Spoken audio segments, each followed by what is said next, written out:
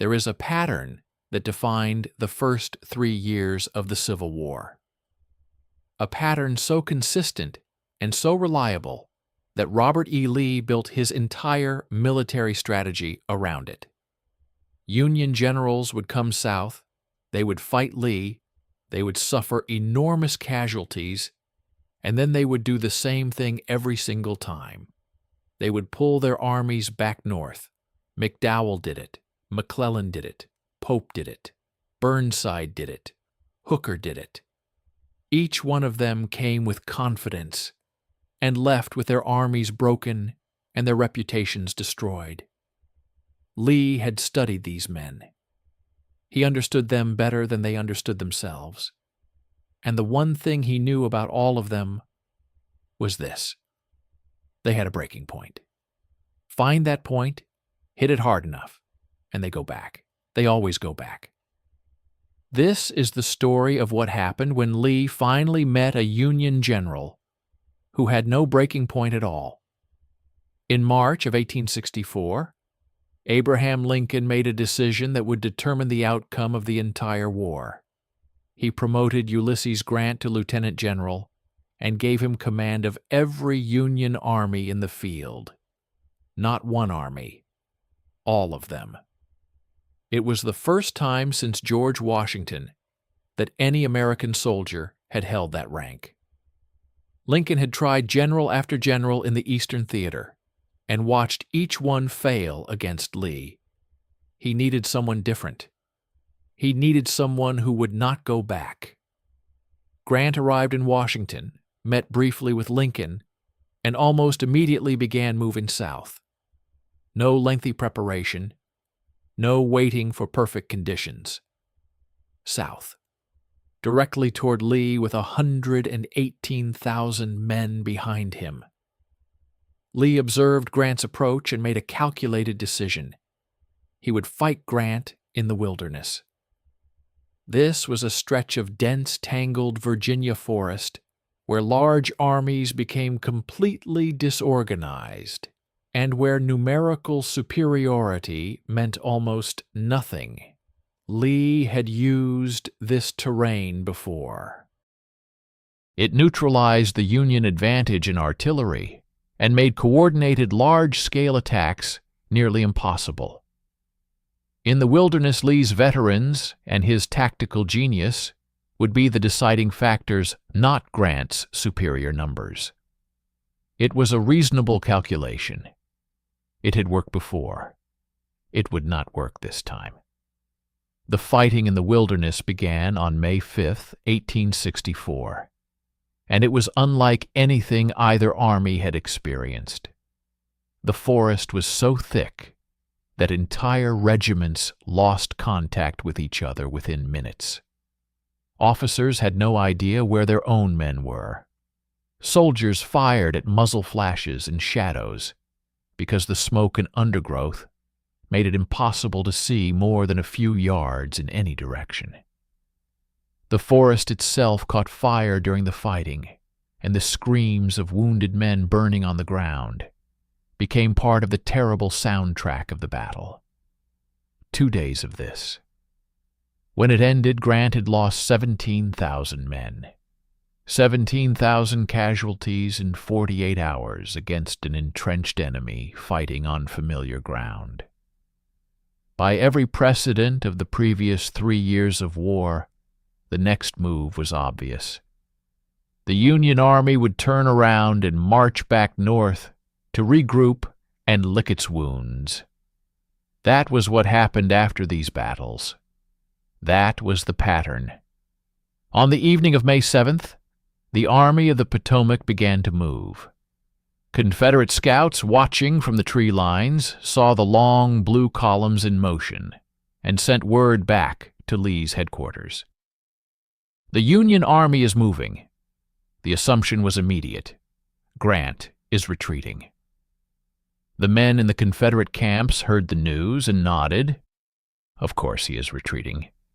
They all retreat eventually. You hit them hard enough, and the math becomes impossible to ignore. 17,000 men in 2 days. Any rational commander would go back. But the Union columns were not moving north. They were moving south. Grant was not retreating from Lee.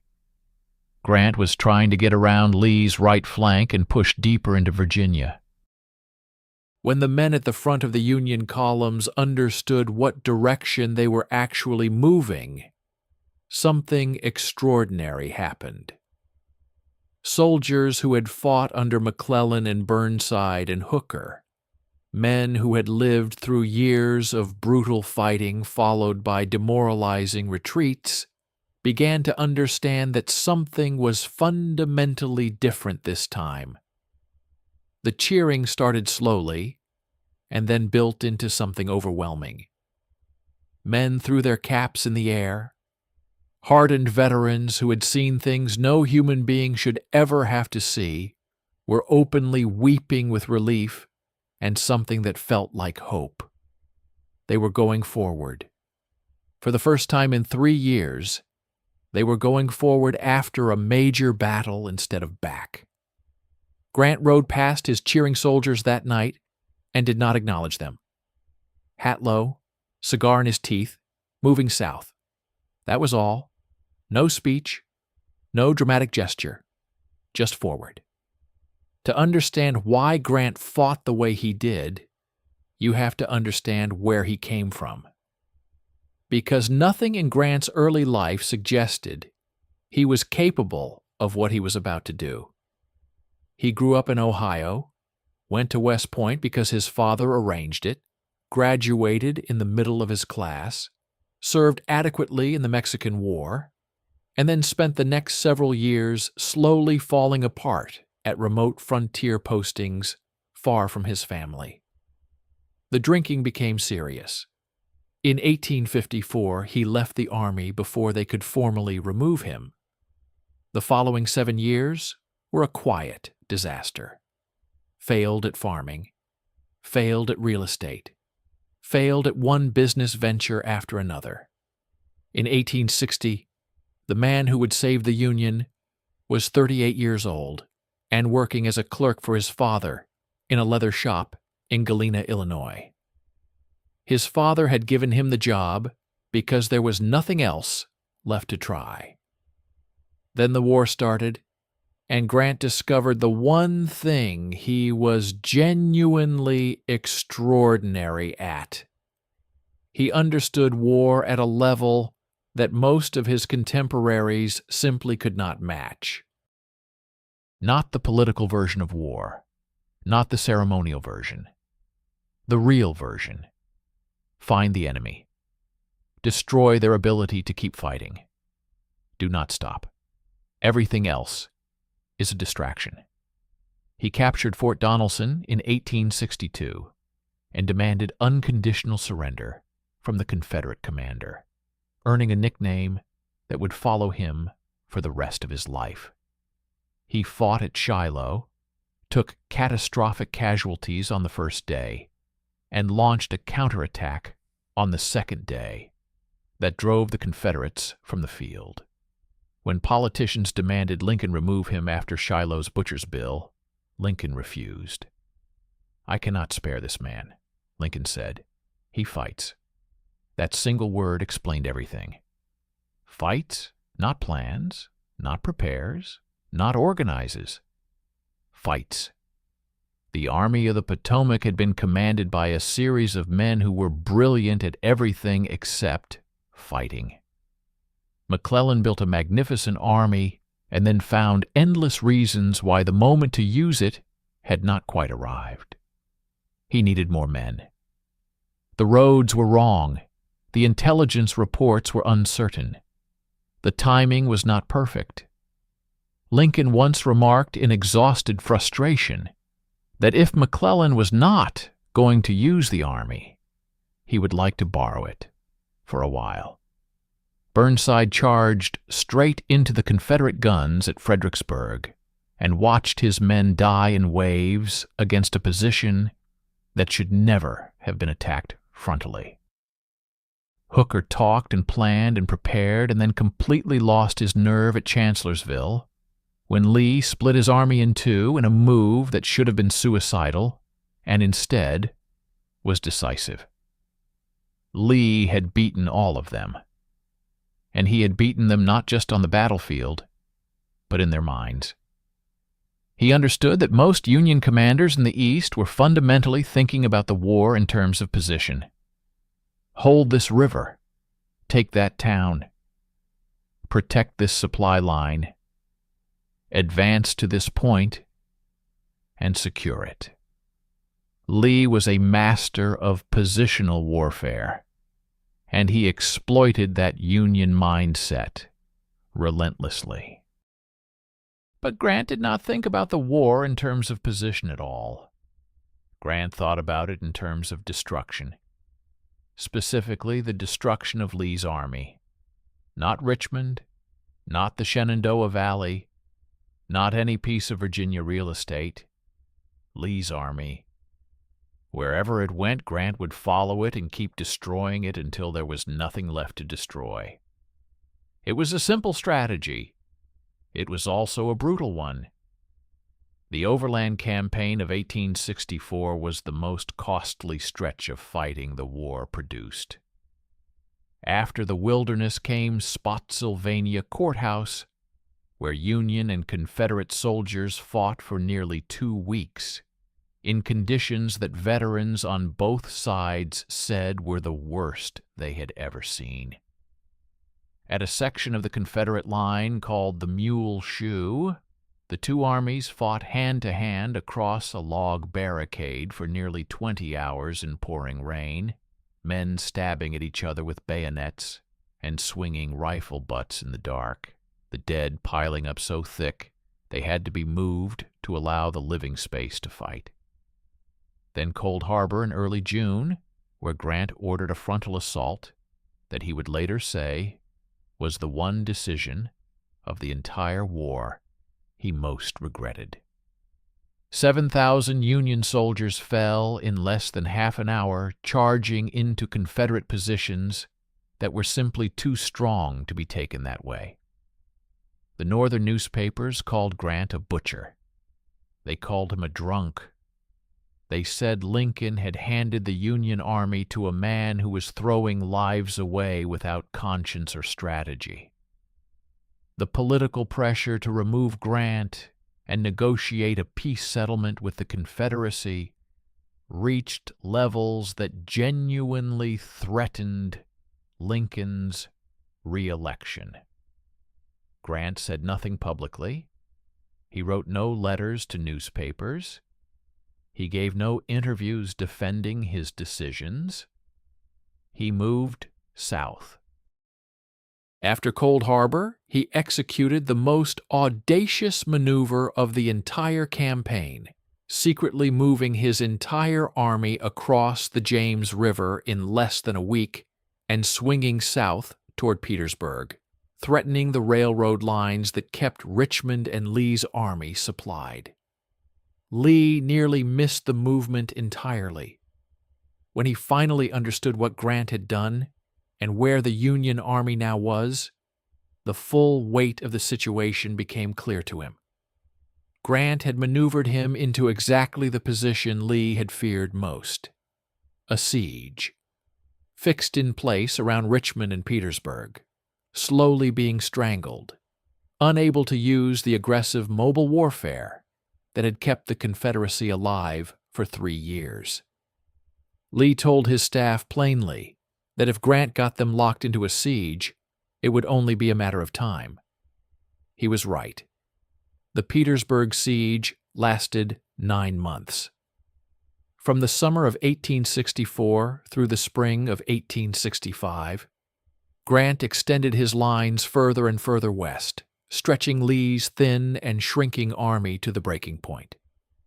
Confederate soldiers deserted in growing numbers. Supply lines were cut one by one. The men in the trenches grew hungry, and then hungrier. The army that had seemed almost mythically powerful under Lee's leadership in 1862 and 1863 slowly starved and bled in the mud outside Petersburg, while Grant applied steady, relentless pressure that never stopped and never eased. When the Petersburg lines broke in April 1865, Lee ran. He moved his remaining men west, trying to reach other Confederate forces and continue the war from a new position.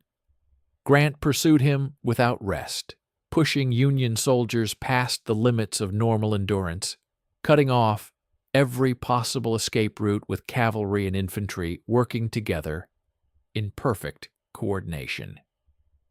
Within a week, Lee's army was surrounded near a small courthouse village in central Virginia called Appomattox.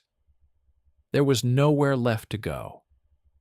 Lee sent a message to Grant asking for a meeting to discuss terms. Grant's terms were the terms of a man who wanted the war to end cleanly and completely. Confederate soldiers could go home. Officers could keep their sidearms. Any man who owned a horse could take it with him for the spring planting. No imprisonment, no humiliation. Go home. It is over. On April 9, 1865, Robert E. Lee rode to the McClellan farmhouse at Appomattox in his finest dress uniform with his ceremonial sword at his side. Grant arrived in a mud-caked private's uniform with only his shoulder insignia to indicate his rank. He had ridden hard and had not had time to change. The two men sat across a small table from each other in the front parlor. They talked for a few minutes about the Mexican War, where both had served as young officers. Then they worked out the terms of surrender. Then the war was over. Lee walked out of the McClellan house and mounted his gray horse traveler. His surviving soldiers crowded the road to watch him pass. Many of them were crying. Some reached out to touch the horse or Lee's boots as he rode past them. Lee held himself together through pure discipline. He nodded to his men and kept riding. He could not speak. Grant walked out of the house and saw his staff beginning to celebrate. He stopped them immediately. "The war is over," he said. "The rebels are our countrymen again." He ordered his artillery to cancel the victory salutes they had begun firing, because he said the sound would only humiliate men who were now fellow citizens and not enemies. In victory, Grant showed the same quality he had shown throughout the campaign. He did not do anything he did not need to do. He did not perform. He simply did what the situation required and nothing more. He will not go back. 4 words that changed the war. Not because Grant was a more gifted battlefield tactician than the generals who came before him. Lee was probably the more naturally brilliant commander in the purely technical sense. But Grant had something that technical brilliance could not counter. He had a will that simply did not have an off switch. Every morning he woke up and moved south. Every loss, every setback, every newspaper editorial calling him a butcher, every political crisis threatening his removal, every catastrophic day like Cold Harbor, none of it changed the fundamental direction of travel. South, forward, at Lee, until there was nothing left of Lee's army to fight with. That was the entire strategy. And in the end, it was enough, because Robert E. Lee, for all his genius and courage and the absolute devotion of his soldiers, could not defeat an enemy who refused to acknowledge the possibility of defeat.